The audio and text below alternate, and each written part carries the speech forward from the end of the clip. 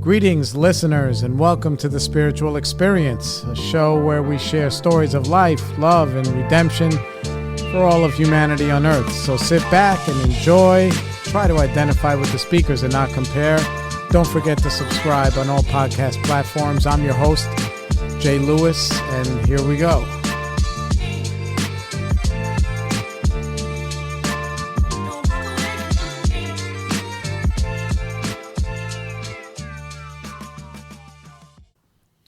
Hey, what's up, everybody? Welcome back, Spiritual Experience. I hope you guys are maintaining your sanity wherever you are, however you are. We got a very special guest today, somebody I've known for a long time. Some of the people that I invite on here, I don't know them that well, but this guy is he's not one of them. And I enjoy getting to know people a little bit better every time they sit down with us, because we always have an opportunity to be honest anyway. So it's a real treat, and I hope you guys enjoy the show. And this is my good friend, Michael. Michael, say hello. Hello. All right, Mike. So first things first, where are you from? I'm from Cedar Rapids, Iowa. Wow. What's it like out there? Green in the summer, white in the winter, and pretty flat. Yeah. And you have siblings? I have two sisters and a brother that are alive. I have a brother that died, and I have another brother that is, my second brother is probably going to pass in a month or so. Yeah, I'm sorry to hear that.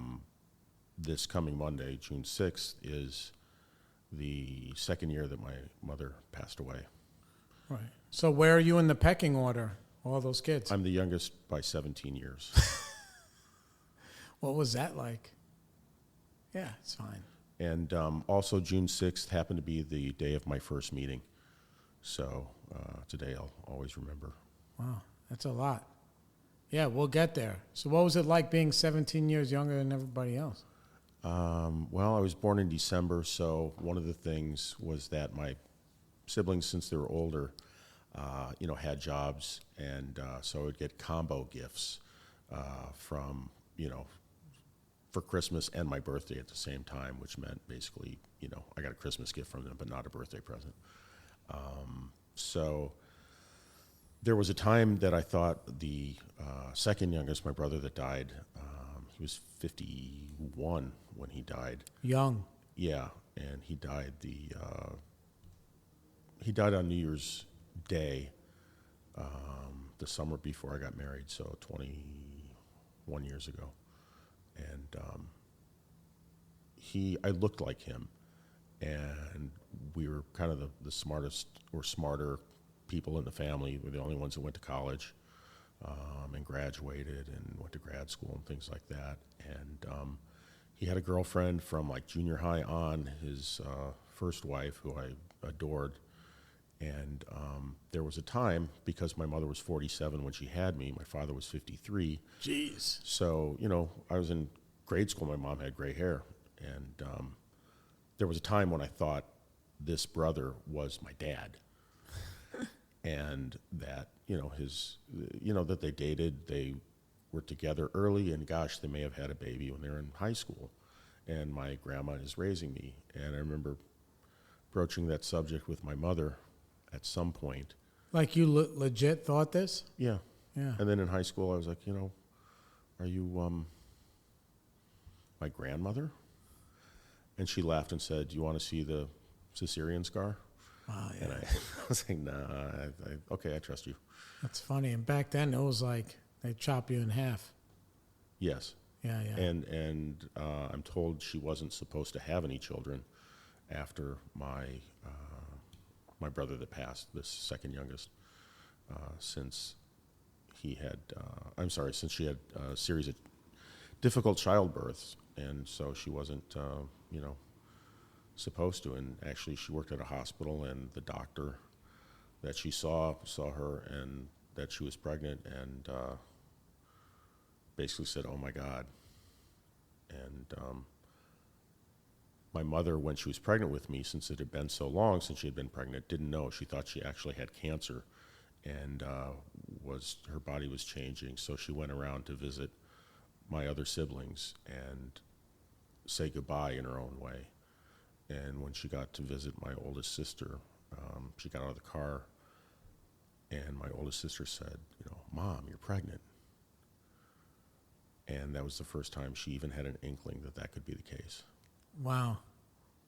Yeah, that's like, it sounds almost like a movie. It was like a happy coincidence. Yeah, like you're the magic baby. Yeah. But you basically grew up in the house almost by yourself. The siblings were gone, no? The siblings were definitely gone. My father was an alcoholic. Even though back then there were no alcoholics, there were only quote unquote heavy drinkers. Did you know that he had a drinking problem, or you just like, hey, this is my dad? He drank before he went to work. He got up, he drank coffee, then he drank a few beers before going to work. What kind of work did he do? He was an iron molder, so he worked in iron factories, which was not easy work. It was hot, it was heavy work. In the middle of Iowa. Yeah. It's just like Americana. Yeah. It wasn't quite the Rust Belt of like Ohio, but there's a lot of manufacturing there. Right, like your dad's in a manufacturing place. Your mom works at a hospital. She worked at a hospital then. She also ended up working wherever she could, basically to stay out of his way. Yeah. I spent a lot of time with babysitters after school till nighttime. My mother also worked at a diner. So I would, she'd smell like fries when she came to pick me up. And then there were nights that she didn't have a babysitter. And I would hang out at the diner and actually sleep in like a big box underneath the sink, under the diner, the counter. That also sounds like a lot of fun for a young kid. I was very acquainted with the notion that underneath counters and stools in front of the counters, there's a lot of gum stuck under those things. No way. That's so funny. It's like constellations. You look under there. If you spin the stools and look underneath, and since I was young, it wasn't that hard to do. Yeah. It was like these little universes spinning around. So you're saying that you guys would stay out of your dad's way? Why was he a bad drunk?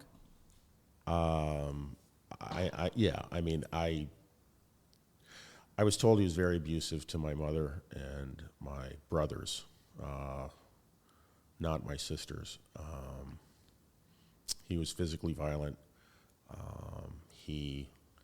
When I was a kid, it was just, it'd be fits of chaos. Suddenly, he's drinking. I don't know, like playing with stuff, and all of a sudden I'm running, and I don't know why, but I remember I'm running to get away from him. I stayed outside sunrise to sunset in the summers just to stay away from home. Right. When he was, I'm told when he was sober, he was a nice man. I don't have many good memories. He never threw a ball to me. Our father-son outings were, unfortunately, he would hold my hand and we would go down to one of two bars, and I would stand outside and he would go in and drink. And, these days that's,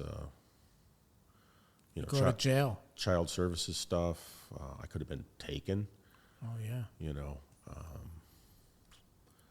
And one of these bars called the Green Gables, I remember had a vestibule, and I was standing in the vestibule. So there was like a screen door, probably a, 4x4, 5x5 entranceway, and then the door into the bar. And this couple, there was a woman and a man, and they came in and they were like laughing, loudly and very, joyfully about something.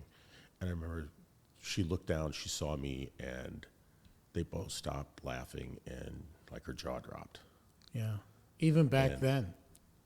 Yeah, this is 70s, right. Early 70s. Yeah, well, you would think now, back then I wasn't born till 10 years after that, 79. But even in my day, in the 80s, people didn't think twice about sending their kid to the store to go get bottles of beer and cigarettes and whatever. But even back then, they knew it was wrong. How did you feel when they looked at you? Do you remember? I felt ashamed, and I can't say that was the first time I realized something was wrong, but I think that was probably the first time publicly that I recall ever like having somebody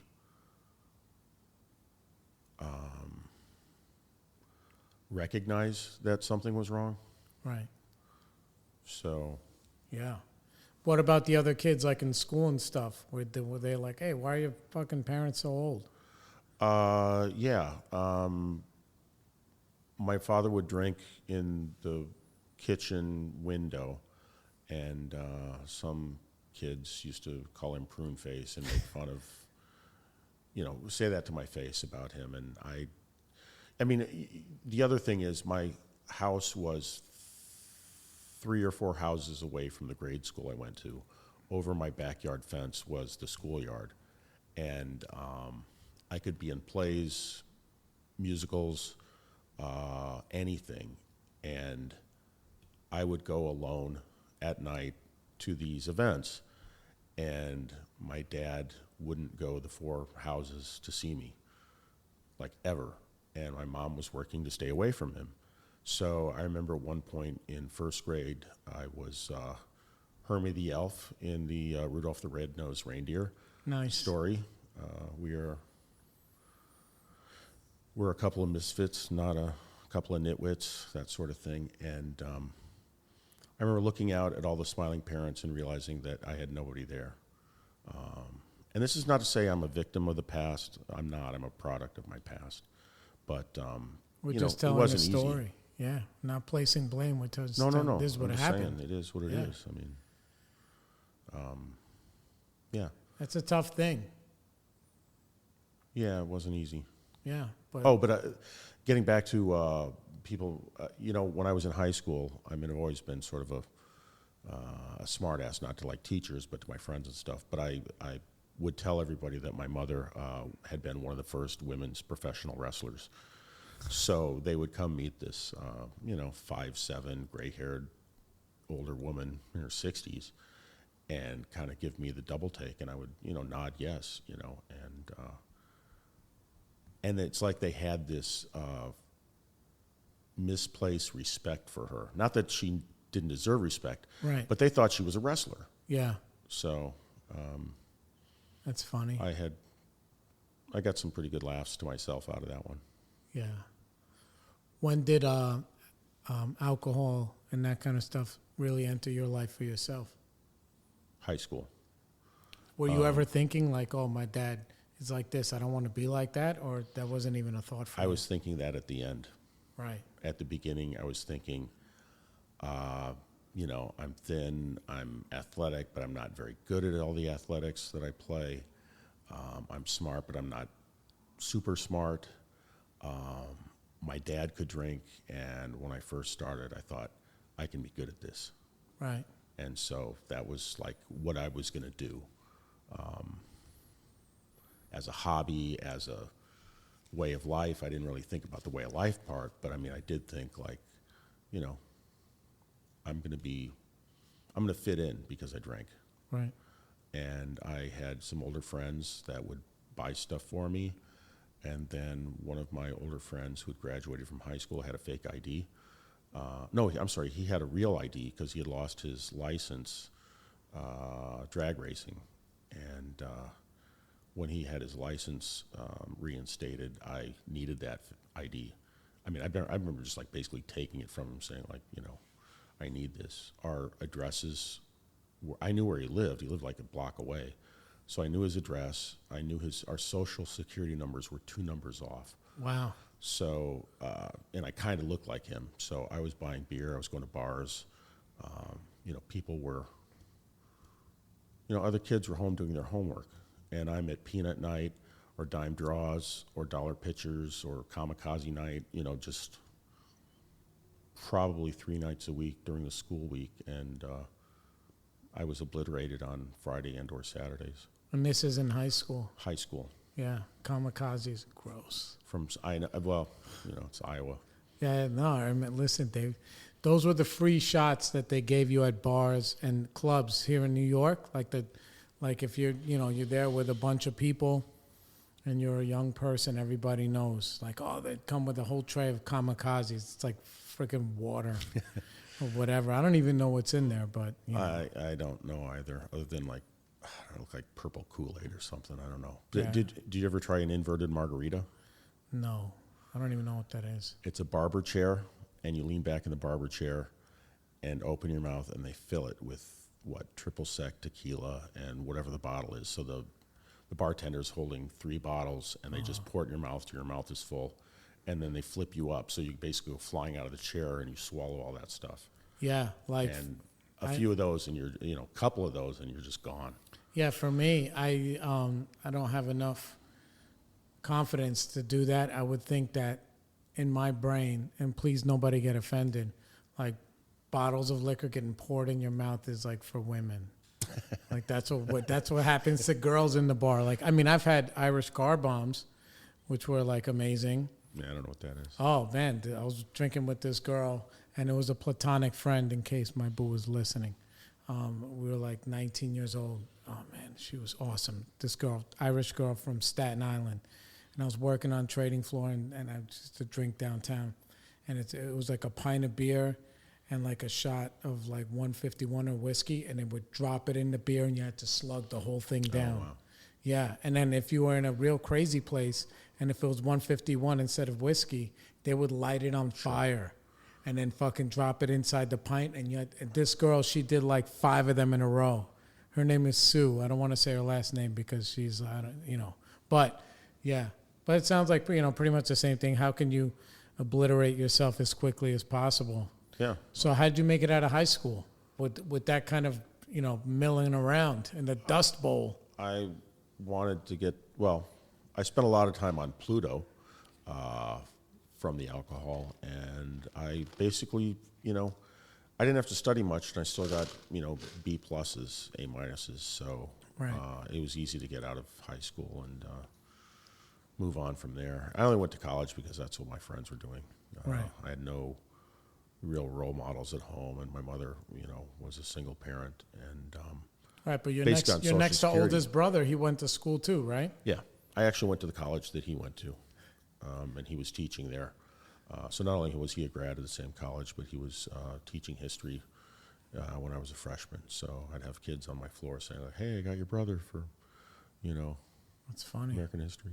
Was it just like, all right, look, I guess this is what we're doing. I'm going to go to this school? It Or was there any aspirations to like leave Iowa? Yes. I applied to some other schools and got into some schools out of state, but I really loved and respected and was loyal to my mom, and she lived alone. She was going to live alone because I lived on campus, and our house was like maybe a mile away. And I was young enough and close enough that I just didn't want to leave her alone. Right. So I went to that school. Plus, since I drank all the time in high school, I had gone to several parties. I mean, tons of parties at that college. So I knew like a bunch of people. Yeah. So it was an easy transition. It was basically like, if you hear that Kingsborough is 13th grade, this was sort of like my 13th grade was going to the college that I had been drinking at. Yeah. Yeah. So how'd you fare in school? What did you study? In college, Yeah. I was pre-med for the first year, for sure. But at the end of the year, I did sort of a check. Because then I could drink freely, with no supervision, no With impunity. excuses. Yeah. And at the end of the year, I realized, well, I had played quarters. I'd probably swallowed 3 or 4 quarters. I had lost my virginity, and I had to be average. Oh. So that Not was bad. a pretty good year. Yeah. And then I realized if I wanted to go to grad school, to med school, I needed better grades, and I just couldn't pull that off because the chemistry class I needed to take was at 8 in the morning, and I was usually hungover. So I skipped a lot of chemistry, organic chemistry, and did not get a good grade. And I probably could have gone to med school, but at that point I thought, nobody with a C+ is ever going to go to med school in Right. organic chem, so I just switched majors to English and psychology because, I knew how to read, and most of those classes were in the late morning or early afternoon. Were you conscious that you were making this decision based on your drinking? Absolutely not, but it was clearly a case of... Yeah, looking back, you can be like, whoa. oh, yeah, no, But totally. in the moment, you're just like, you know No. what? Yeah, med school's not for me. I'm going to do this. Exactly, yeah. No, what's So that saying? crazy that how cavalier we are. But there's that saying that like a sober person or, a normal person would change their behavior to meet their expectations, and I would Right. change my expectations to meet my behavior. So I just, I had lower standards Wow. for myself. So what happens next? Well, I mean, when I switched majors, I suddenly had like a 3.8 in my majors. I was actually on a medication for a full year, and that was the semester I had my best grades ever. But I didn't correlate to anything for me. What was the medication for? It was for my skin. I had really bad acne, cysts and stuff like that when I was in high school and college, mostly Wow. mostly in college. You could never tell looking at you now. Well, I'm on the radio. It's funny. But and I was always thinking like I'm so introverted, and even though I would drink and I would like hang out by the chip bowl or the corner of the bar. I mean, I did not really want to deal with people. I didn't know how. Right. But yet I was like this extroverted introvert or something, because I ended up being student body president. I was like very active in my fraternity. I was involved with student activities and stuff like that all through college and even high school. Yeah, people are seeing you in ways that you don't recognize in yourself. Right. Yeah. Yeah, that's a tough thing to live with. When people are like, oh, well, you can do this. And you're like, oh, no, you don't understand. Oh, everything that happened to me was a fluke. Yeah. Everything. Yeah. Every single thing. From getting a scholarship to college. The only reason I got that was because my brother went there, and I wrote a good essay. So, I mean, I just can find any way to find an excuse for why. Instead of giving yourself some credit. Oh, horrible low self-esteem. Yeah. It's just so weird. I had scholarships. I came out to New York and went to I went to law school after college. Directly after, like you didn't. Wait. No, I took a year off to quote unquote write, Right. which basically meant working a menial job and getting plowed with my friends. Yeah. For most of that. year. Like when somebody says, I'm a writer with ear quotes. Like, Yes, yeah, I'm a writer. Exactly. Yeah. I mean, I did write, and I did utilize the time that way, but certainly not as much as I probably should have. So what did you learn about yourself during that process that made you be like, okay, well, now I'm going to go to law school? I learned that I had no idea what to do with my life, so I might as well stay in school. Right. And I learned that I do not function well in society, so I might as well find a job that is like a professional degree. So there's sort of like a mold I can fit into, so to speak. Not that I, wanted to be some sort of cookie cutter attorney, but at least, it's defined. You can be a certain kind of attorney. It's a field. It's a terminal degree. And this is what you do? You do A, B, C, X, Y, Z. Yeah. Yeah. And truthfully, I had no idea what to do, but I've always needed to do something. Sure. So you came out to New York? After law school, I went to law school in Iowa, Yeah. at the University of Iowa, and then directly after law school, I moved to New York. After a summer I spent on my stepfather's farm in Iowa, which was probably the best experience of my entire life so far. What was that like? It was watches and clocks were meaningless. It was sunrise to sunset. This is your stepfather, you said? Yeah. So what happened? Your mom remarried or something? She remarried. She was 69 years old. I was in college. She married a guy that she went to grade school with that she became reacquainted with at her 50th high school reunion. No way. Yeah. And your dad was what? He was gone, or? Oh, yeah. My dad died when he was 63. It was like 1977. He had been dead at least a decade.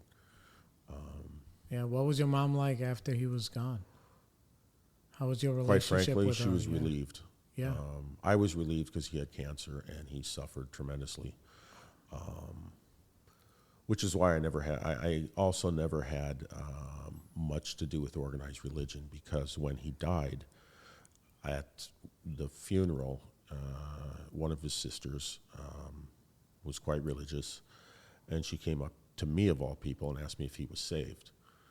And I said I doubt it, because he never went to church or anything like that. I never even heard him say the word God, other than probably like "God damn it" or something like that. Yeah. And she said, "Oh, well, he's going to hell then." And that I didn't think was a very nice thing to say to a 11-year-old.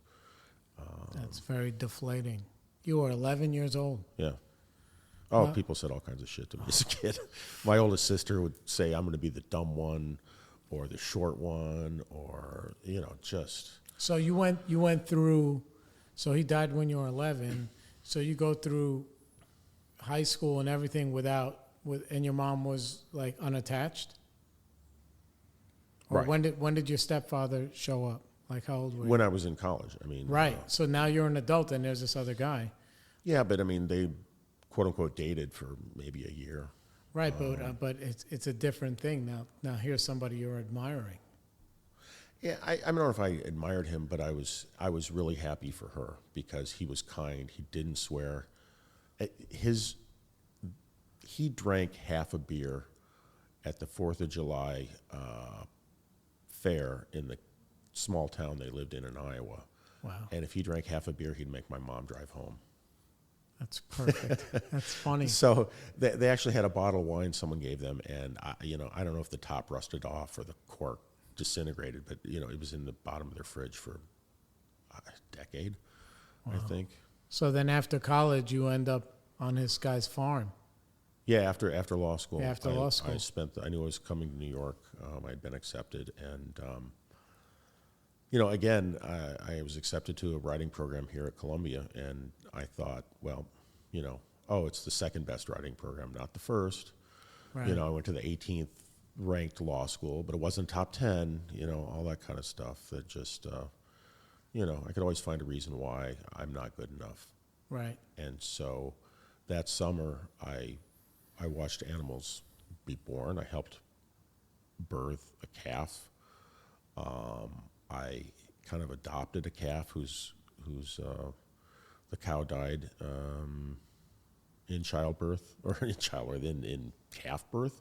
Yeah. And so I fed it and raised it, and it was a beautiful animal. And then I watched animals die. I learned to drive a tractor. I learned to back a hay mower into a shed with maybe a foot on each side in like one shot. And they're wide too. And was that the baler? Yeah, that was the baler. And just about every night I would go out, I would grab this old tractor, an Oliver, which I loved, and they were made in Charles City, Iowa, where my mother and stepfather lived and his farm was. And we would go out. There was the dog, Charlie, and a cat we called Mama Cat. And she was just, if cats could live forever, she would. She was such a badass. And so we would go out there. The tractor would scare up rodents and mice, so the cat was there to get food. The dog just liked to chase whatever popped up. And so the three of us would go out towards sunset, and we'd see maybe a fox or a skunk or a few deer, that sort of stuff, and watch the sun go down. And sometimes it's quite beautiful. Yeah, it sounds like to me that's what Iowa sounds like. Yeah. that whole story. It's a beautiful state. I mean, everything is so green in the summer. I mean, it gets really hot and humid, but it's really lovely, and it's not all that flat in parts. I mean, there's rolling hills, and Sure. you know. Were you drinking this whole time while you were at the farm too, or did you slow that's down? the thing. I didn't really drink. I dabbled in some other stuff, but God, I had friends show up to visit me, and that's when I would go drinking. But I probably drank half a dozen times that whole summer. Wow. You know, I don't remember ever buying anything and bringing it back. I don't even remember going and getting anything. But you know, part of it was I wasn't stressed at all. Yeah. I had zero stress. I had, you know, it was just a lovely experience. And then I got to New York, and I had no money. It was incredibly expensive. It was just a lot different than I expected, even though I'd wanted to live here. And you know, within a week, I'm drinking 40s of OE, like what I got started on. Yeah. Because it was cheap. It was, you know, plentiful. And my experience with malt liquor is that it actually can like make you hallucinate or see stuff because it's just it's so different and wild. Yeah. So That, you know, I was talking about this with my boy Tim. He was here yesterday. Also a brilliant guy that I admire and respect, same way I do you. We were talking about how there's these studies and people that try to understand addiction, they try to understand like whatever, and why we are the way we are. And one of the things I think Jordan Peterson was talking about, or somebody else was saying, like, you know, you can't just take away the baba, like something has to replace it, you know? So looking back in your story, it's like you make this transition from like, you know, being basically almost held in like a vice grip, even though whether it's self-imposed or not. And then you end up on this farm where you have this relief and you don't need to drink anymore. Magically, not even cognitively, like I'm going to make a choice not to drink because he doesn't drink. It's just like it's replacement. Something is you're getting that relief somewhere else. Right. And then you get stuck. Then you come here to the rat race. Then right away, you're back in the vice grip. And you're not going for vodka martinis on Madison Avenue. You're like, no, Old Gold, $2.50 in the corner. Right. The vodka tonics at the King Cole bar came later, but Yeah. no, I mean, and I also think it was access. You know, when I was living on that farm, it's not like there was a bodega or True. anywhere, and the only place you could buy beer, really, there in a small town, everything shuts off at 10 o'clock at night, so Right. or even earlier. So Where were you living when you came here? up by Columbia, 122nd in Amsterdam, basically. And yeah, it was yet another time in my life. Up until that point, I still didn't have any money, really. So for the first few weeks, because I had to wait for an out-of-state check to cash, I lived on Raisin Bran and egg sandwiches for like literally 2 weeks. And I still love egg salad, or I'm sorry, egg sandwiches and Raisin Bran, you know. But it was, you know, it was difficult. And then, you know, I remember one time, the time I went to cash this check, because I had basically came to New York with, I'd been in the Navy Reserve, so I had this big Navy duffel bag stuffed with like a pillow, sheets, and enough clothing until like some boxes arrived from Iowa. I had maybe $100 cash on me and a check for like $300. And so I went to Chemical Bank, which is now Chase Bank. I put in the $300, and it was going to take like a week and a half to clear. Right. Hence the Raisin Bran. I had probably spent half of that cash on a cab from JFK to, you know, to up by Columbia. Yeah, Upper West Side, yeah. Yeah. So it was, you know, it was rough, but I had all those signs like you should just go home, get get the hell out of here because, the money wasn't there. I got it. I took out loans, and when whomever, I guess at Columbia or whoever processed the loans, they put in the wrong numbers, so all of my loan papers and money went to some school in Ohio or something like that. And so I was without cash, and I remember like going to this building and that building. And finally I went to like the dean of students or something like that. And she's like, well, you need to go. And I just remember like going like, no, I'm not going anywhere anymore. Do you have like petty cash? Can you, and they were able to like give me a few $100 till everything got straightened out. But I just remember that was, one of the first times I remember being assertive. Was just like, I am done traveling around building to building and getting, pointed in a different direction every time. How long were you at Columbia? It was 2.5 years.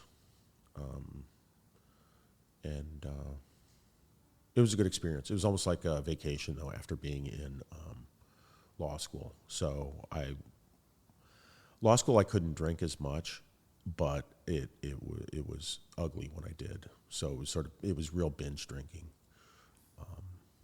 And then Columbia was probably more binge drinking more often. Right. And it wasn't OE once the money came in that I borrowed. Yeah. So when I was a kid, they had 64-ounce Old English. Really? It was like a big jug with a jug handle, almost like a bottle of wine, and people used to put it on their forearm and drink it. Oh, sure. Yeah, this is like in the 80s. That would be a good challenge back then. Oh my God, these people, everybody's like, every town and every city has their own like culture. I remember when I was a kid, if you would drink like a portion of your Old English 40 or whatever. Some people drank private stock, this other shit. I drank Old English. And then you would take like a red quarter water and you dump it in there, and then you would drink it to make it taste better. But nobody's drinking for taste. Right. Right. So what happens after Columbia? Well, I was ready to leave the city because I worked God knows how many small, odd jobs. I tutored kids at a college. I tutored kids independently.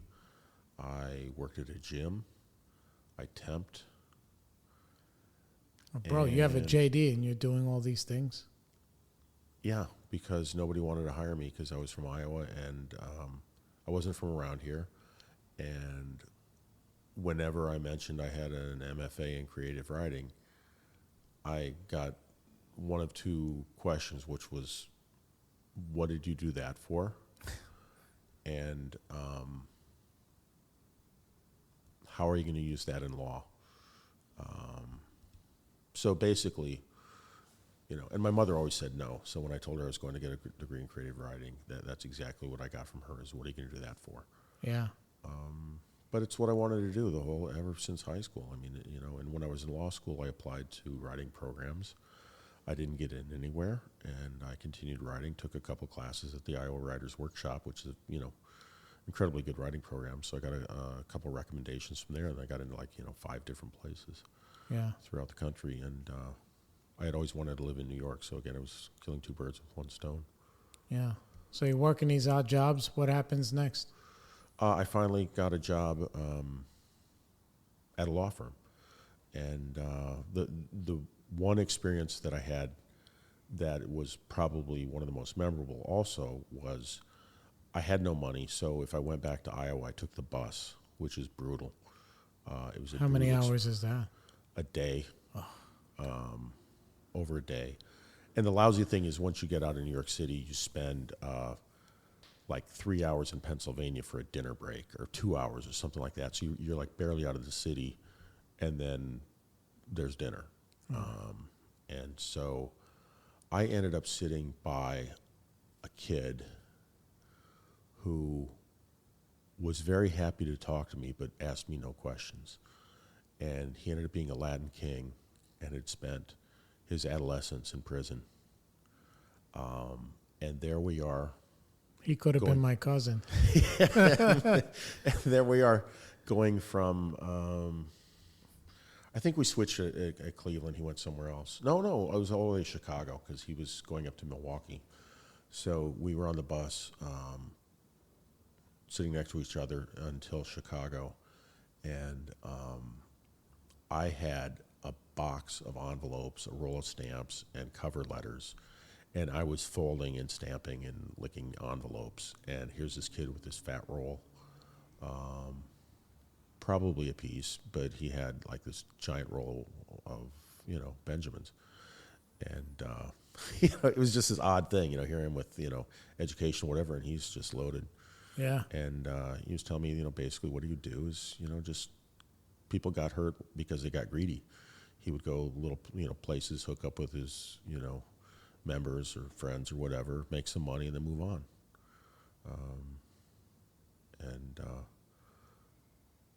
He's a nice kid. Just got caught up in gang life, drive-by stuff when he was like 14. Then, you got to fight in prison just to stay alive. So he kept getting time added on. Wow. So anyway, I know that's not about me, but it was pretty amazing. That's impactful. So what else? Yeah. So then you're taking buses back and forth to Iowa? Oh, yeah, then I got that job, and then I was still going to leave the city because it was just, rent was crazy and all that stuff. And I had a friend in Park Slope who said, come on out, it's not bad here. And I remember getting off the F train by Smiling Pizza on 7th Avenue and 9th Street, and I could see What year is this? 1995. And I could see the sky. Oh, it was 96, but I could see the sky. And then I went to the park, and it was freaking beautiful. And, I was used to hearing garbage trucks rattling the windows at 3 in the morning in the city because I lived by Columbia in an old building. And, there was none of that. It was cleaner. Brooklyn was nice. Maybe I caught it on a good day back then, but it was... So I moved to Brooklyn and enjoyed being single in New York for a while. Of course, I drank, but I really enjoyed it. I had a ground floor of a brownstone in Park Slope, and really had a fun time, quite frankly, even though, yes, there was drinking, there was puking, there was always puking, and being hungover, but it was a good time in my life also, despite that. And then I met my wife. I had met probably 3 women in my life that I kind of regretted not pursuing or seeing if something would happen, because there was mutual attraction, and I had such low self-esteem that I just thought, like, Yeah. it won't work out. But I met my wife, and even though I had wanted to stay single longer and stuff, I said, I can't do this again. So we started dating, and, it was rocky at first. And then things worked out, and a mortgage, 2 kids later, here I am. Yeah. So how did the end of the drinking start showing up? It started showing up when my son, or at least I remember, I was a one-man brew crew, I would go, excuse me, I would go on my own private pub crawls. So now you're Through drinking Manhattan. by yourself. Oh, totally. Oh. And then I would go from, and I drank high-octane beer, but it was still beer, so Right. you go somewhere and then you drink one or 3 before I'd have to, relieve myself, and then you got to buy one. I couldn't just walk into some place and use the restroom and then leave. I had to buy another one, and then after a while I realized you can, the safest place to go in New York City is across the street from a fire station, because, nobody's going to bother you there, and they don't care because they're never out in front. So that's what I would do. And sometimes I would walk home to Brooklyn I worked in Midtown, 57th and 7th, and sometimes I would walk home. And the real end, I think, became clear when, started when when my wife was pregnant with my son. The first thing I thought is, oh my God, I can't take care of myself. how am I going to take care of someone else? And then once he was born, I just wasn't needed. You know, I paid the mortgage, I paid the bills. How are you doing at work while this is going on? I had switched from being like full-time to being of counsel, which basically meant I got paid by different firms for doing sort of piecemeal work. So I didn't really have I had a steady job, but it allowed me plenty of time to drink. Right. And, you know, as an attorney, I didn't, you know, I made a decent amount hourly, but, you know, it just, you know, I was always happy to have money in my pocket and buy booze. And I got sober maybe, my first meeting was less than 2 weeks after my son turned 2. And I had thought I had at least until he was 4 or 3, because I thought... How were things going at home once your son was born? And you're still drinking? I thought they were okay. I thought they were okay until that 2 years later when I came out to the kitchen and my wife said she didn't want to be married to an alcoholic.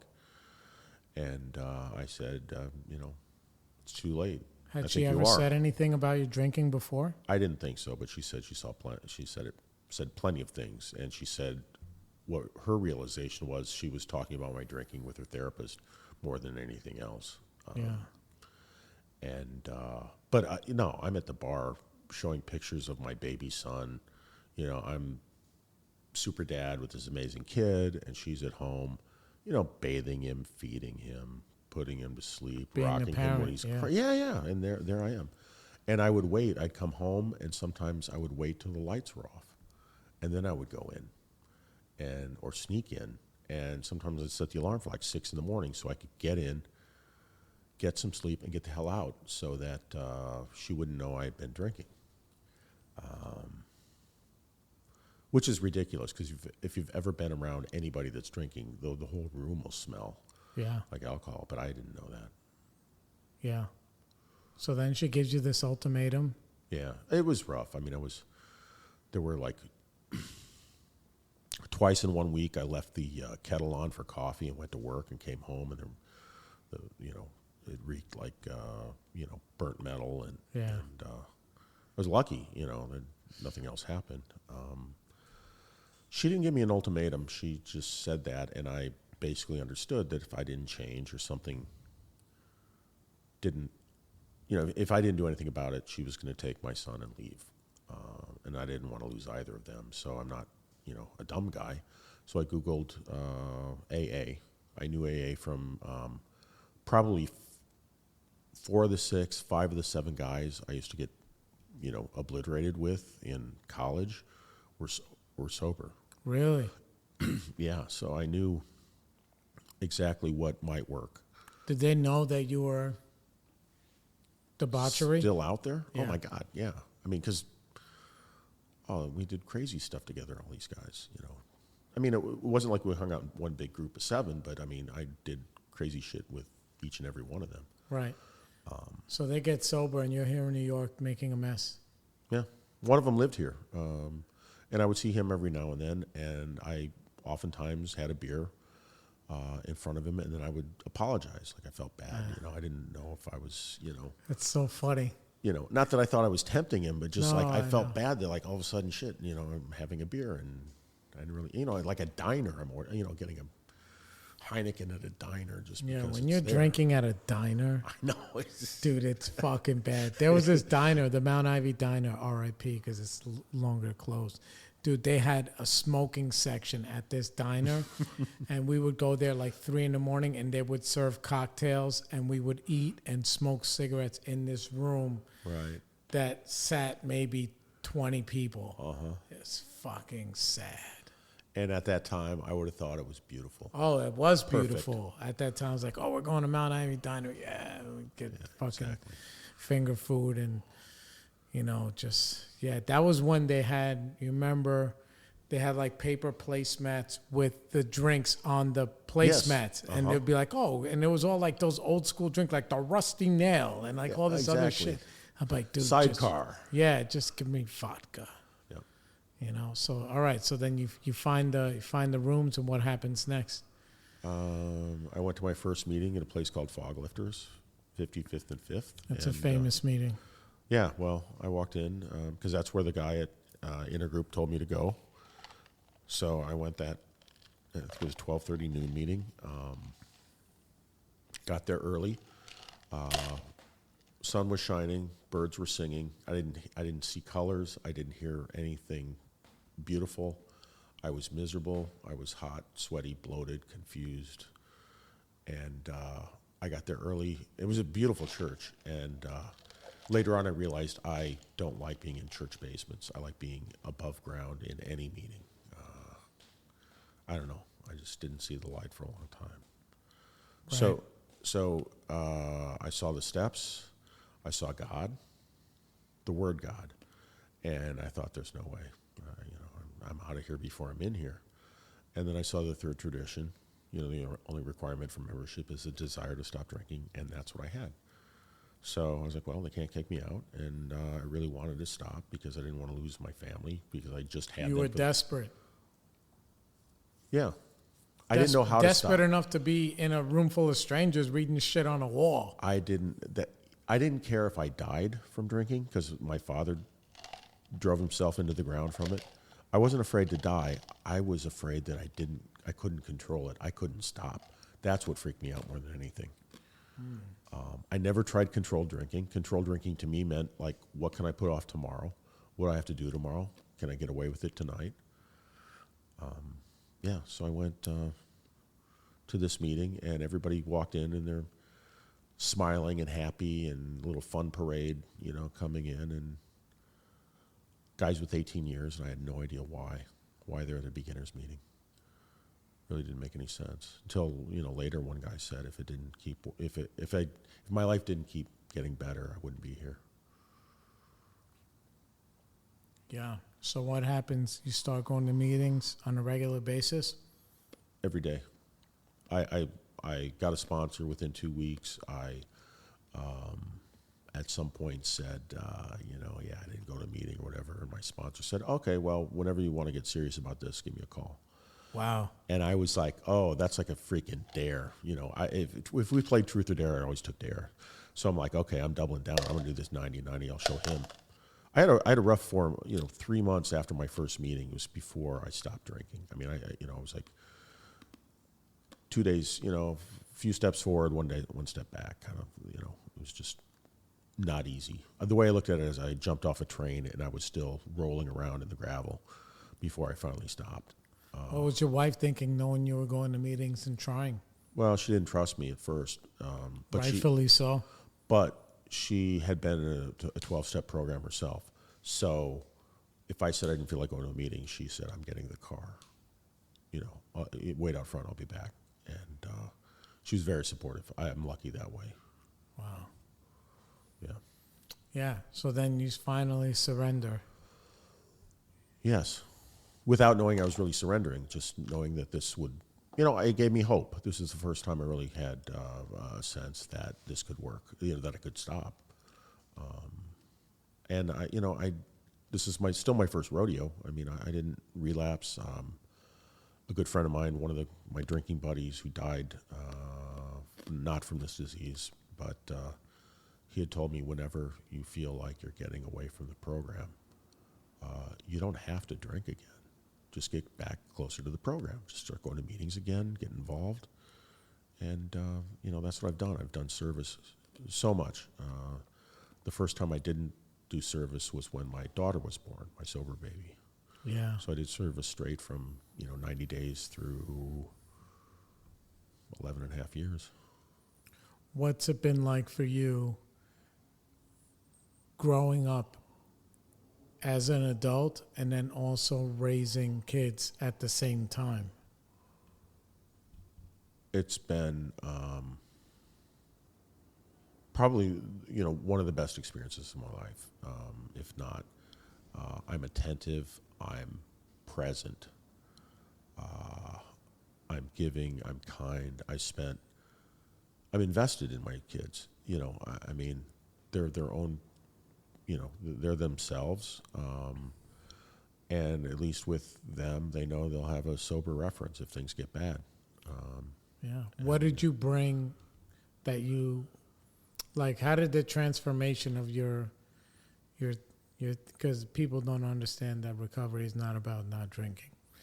It's about, like, changing of attitudes and behaviors that you don't even know are destructive until you're like confronted with the wreckage of your sobriety, where you're like, oh, now I'm not drinking and I'm not drugging and I'm showing up with my irritated self.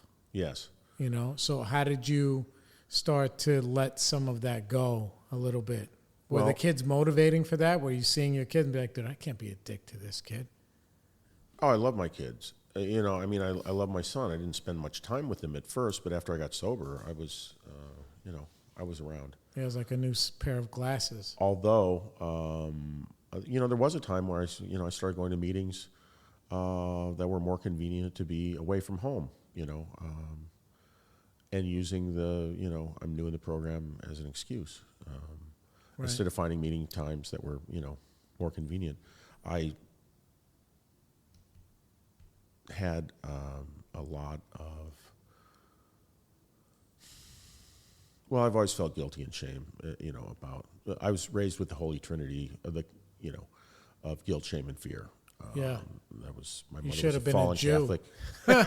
Or a Catholic, yeah. My mother was a fallen Catholic, and, so that's how I was raised. So one of the things that I just want to quickly say is that when it came to the notion of being right-sized, for me, it wasn't ego deflation, it was inflation. I felt like being right-sized was like, I was the beach ball that needed to be blown up. Right. So, but since then, I haven't thrown up in 14 and a half years. Once I had the flu, that's it. Yeah. I've awakened maybe 6 times with a headache and nothing like I had. And I'm just, I'm a new person. I can think clearly. I know what I'm going to say before I say it. I can put my head down at night and my conscience is clean. There's no hiding. I don't run around, I tell the truth, despite being an attorney. Right. So I'm good. Yeah. And I think that,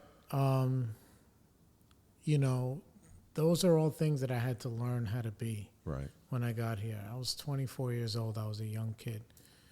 But, to be able to, even when I fall short, to be able to just be like, you know what? I'm sorry and I made a mistake. Mm-hmm. Instead of piling lie on top of lie and story and like, oh, you don't understand if you did this and then that, whatever. And then, to just finally be able to exhale and say, I'm just going to be able to try and be myself. Exactly. And that's what, this program was so liberating. I felt so much freedom, not just from drinking, but just from all of that nonsense. I still have issues with depression and, things like that. But I don't have to lie. I don't have to worry about what the lies were. So I make sure I don't tell the same story or, keep things straight. I just, that whole 10-step thing, if I'm wrong, I promptly admit it and move on. Right. I also think, it took however long it took for me to even be able to tell my partner when I'm depressed. Yeah. Because I used to be ashamed about feeling low. Oh. And just be like, I'm not having a good day today. Yeah. For no apparent reason, like no bombs are going off or whatever. And I also think that that's just part of life, that it doesn't have to be, like for me up until this point, it doesn't have to be like a clinical thing of depression. Sometimes it's situational and sometimes it's just I'm being blue. Mm-hmm. And sometimes I believe for myself that when I'm blue, it reminds me that I'm alive. A lot of times it's empathy driven. Like I'm feeling bad about something. Sure. Not like, yeah, like I'm feeling bad about something, whether it's happening to me or somebody else or somewhere else, I can have these thoughts. Now, I don't have it where it's going to keep me in the bed for 2 days and whatever. If I did, I would go seek help and take medicine or do whatever I have to do for that to not happen. And I don't judge anybody for that. But I also don't deny myself any of those thoughts or feelings.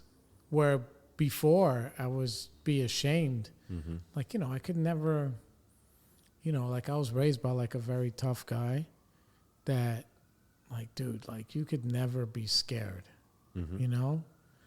And then, in that kind of environment, even if I was scared, I couldn't show that I was scared. But now I can sit there with my kids. I can tell my kids when I'm scared or when I'm feeling low. My little one, I bet, come here, little boy, I need an extra hug today. Sure.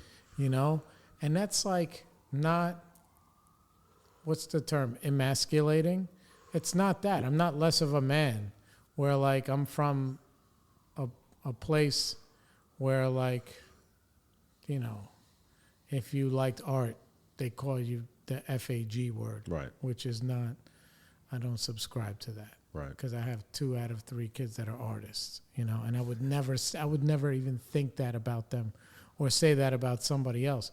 But at the same time, I also have to be very, the thing about the program is that it's unadulterated truth. And I have to learn how to be honest with my kids and say, I don't think that's a good idea. Right.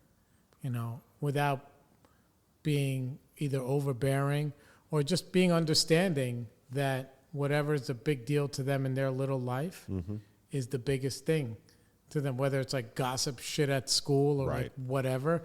Like I can't, I spend so much of my time not consciously, but minimalizing other people, period. Because when I'm drinking, guess what I'm doing? I'm freaking drinking. Like you, hiding outside until the lights go off. Like, like nothing matters but me, and Yes. and to learn how to turn that around. I had a sponsor one time who said that he could not love and drink at the same time. Yeah. And I didn't think that was truthful or I didn't get that for a while. And I do kind of think I get it now. Do you think love is a feeling or an action? I think it doesn't matter when I'm drinking. Right. Yeah. Yeah, this guy, Joe K., he used to say that. He used to say, listen, alcohol's stronger than love. Yeah. And I used to be like, don't ever fucking say that again. Yeah. One thing I quickly I did want to say, Sure. I suffer from clinical depression, and I've been diagnosed. And looking back, I had some pretty bad episodes when I was young and things like that. I do seek outside help, and I know there are people in the program that would say like, tough love, tough it up.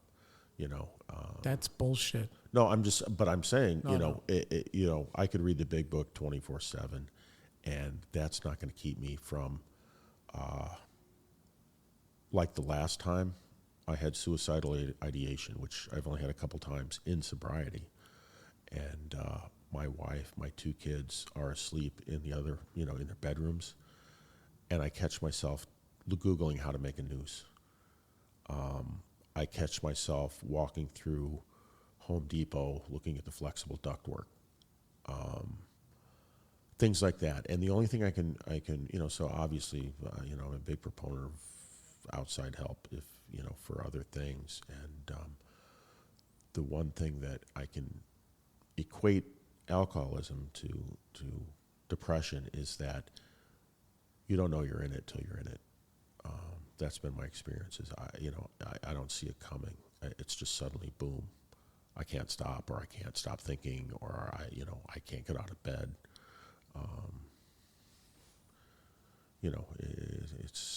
It's organic for me. It's not necessarily situational. Sometimes it is. Your mother dies, or a friend. Sometimes it's chemical. Right. Inside like you didn't put that on a list of things to be when you grow up. Exactly. Just like I didn't, plan, oh, hey, I can't wait to, be a drunk and then leave my kid in the house with his mom. Yeah.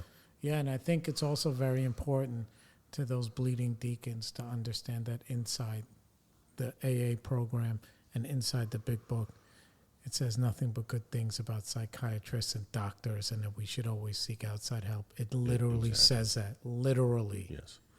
And, you get what you pay for as far as advice. And, there's plenty of experts on mostly nothing in the program, that are happy to tell you what they think or what you should do. Yeah. So. Well, the thing is, and I think the main thing is when people share their experience, strength, and hope. I was talking about this also with Tim. It's not theory, strength, and hope. Like right. if I don't have experience with, like I said, with clinical depression, I can have a conversation with one of your loved ones about what it's like watching that, and right. you not even knowing you're in there, and me having to be like, how do I have these conversations Sure. to wake you up a little bit? That like, okay, our experience together has shown me that these little behaviors are a flag that something's up. Right. Whether it's all of a sudden you decide to go for a whole bag of McDonald's and keep it to yourself in the fucking car. Like, you know what I'm saying? Sure. Whatever that is. Right. So, like, even my girl, she'll be like, it's been a while since you ran, since you've been to, because she knows, like, those are the things that keep Sure. that kind of stuff at bay for me. And I do the same for her when I go in the house and I'll say, oh, there's McDonald's in the garbage. Somebody's having a rough day, which is okay, too, because Sure. we're allowed. But to be aware where, like, it's impossible to know where you are while you're drinking. Yes. Can you imagine, trying to even be self-aware with OE going down? I mean, I'm always going to have a committee that wants me to destroy myself. Sure. But with this program, that's arrested, and I'm different. I mean, I'm just a new person. My daughter, 5 years ago, we were driving, and she asked me, and she knows I don't drink. They know I don't drink. I don't keep it a secret or anything like that. And there's no reason to. No. And she was asking me, like, what does alcohol do? And I told her, well, it makes you feel. It can make you feel really sad. It can make you feel really happy. It can make you feel immortal. And I had to tell her what immortal meant. Right. And it can do all of those sorts of things. Angry. Lonely, and it can do all of that kind of at the same time or within seconds of each other, and just like move around like that. And then she said, "But you don't drink anymore." I said, "No." She said, "You haven't drinking in a long time." And I said, "No, I haven't had a drink in at that time it was 8 years or something like that."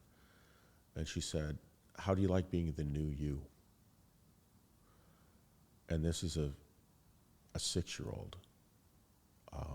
I looked in the rearview mirror to make sure that was my kid in the back that said that. And I've taken that and ran with it as being one of the most beautiful things I've ever heard somebody tell me or ask me about, because I do feel new every day. And, I'm a happy customer.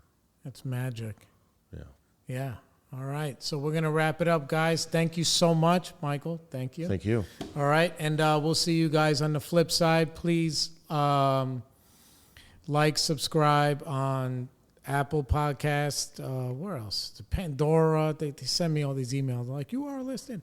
Pandora, Spotify, everywhere. Yeah, wherever you guys find me, The Spiritual Experience with Jay Lewis. We'll see you guys again real soon. Peace.